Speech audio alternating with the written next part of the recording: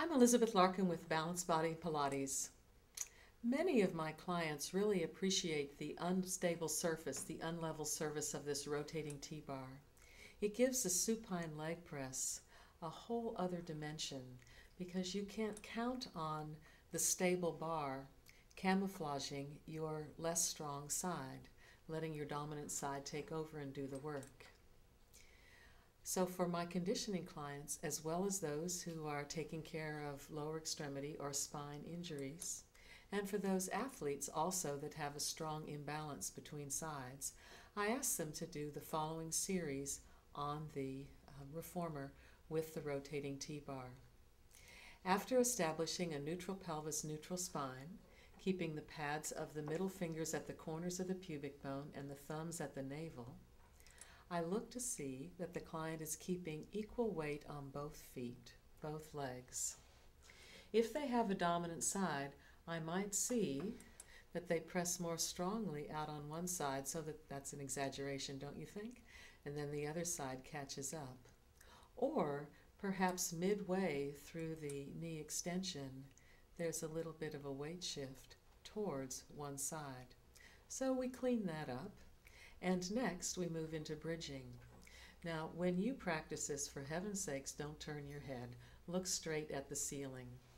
Bridge up in a neutral pelvis, neutral spine, and keeping your ribs integrated with your pelvis, aim the corners of your pubic bone down towards the carriage, staying level there, as if your pubic bone were a carpenter's tool, a carpenter's level that has a little bubble in the middle.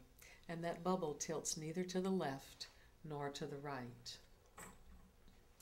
Next variation, press out two straight legs, and as you do this, have a force of adduction, as if your inner thighs were magnetized.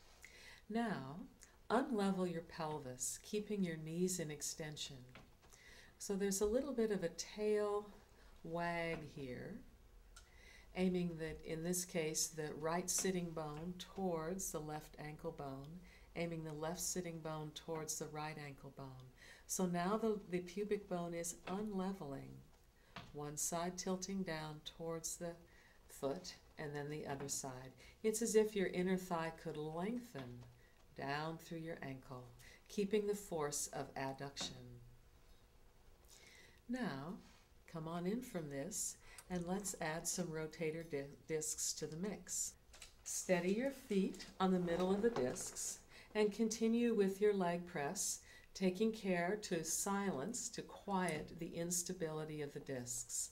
Now keeping the pelvis level, especially keeping the ASIS steady towards the ceiling, turn in your hip joints, turn the heels to one side and then turn the heels to the other.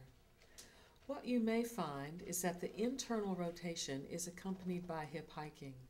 Instead, filter that out, so when you internally rotate, press through longer through your heel, as if to lengthen the side of your waist, keeping the force of adduction and the soles of your big toes firmly planted. Swivel, bend, swivel, push, swivel, bend, swivel, press, reverse, bend, swivel, moving in the hip joints, keeping the pelvis level and steady.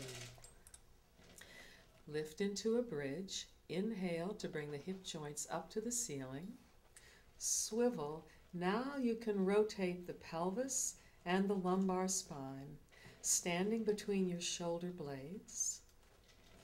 As the pelvis turns in one direction, the heels turn opposite. It's as if you had a light at your navel, and the light of your navel was shining in an arc to one side, and then shining in an arc to the other. Swivel, bend, swivel, press, swivel, bend, swivel, extend, reverse, bend, swivel, press. The pubic bone tilts to one side and then to the other. Come down from this, and finally we'll change up the rotator discs for a pair of functional footprints. not letting the feet invert or evert. Bend and extend. Also in a neutral pelvis, neutral spine. Press into a bridge. Now while you're here, you can reach one leg long and then reach the other leg long. Pelvic unleveling up in a neutral bridge. Lots of elements here that we went through. Make sure to come to a course so that you can get the details that underlie this motion. Thank you. Bye now.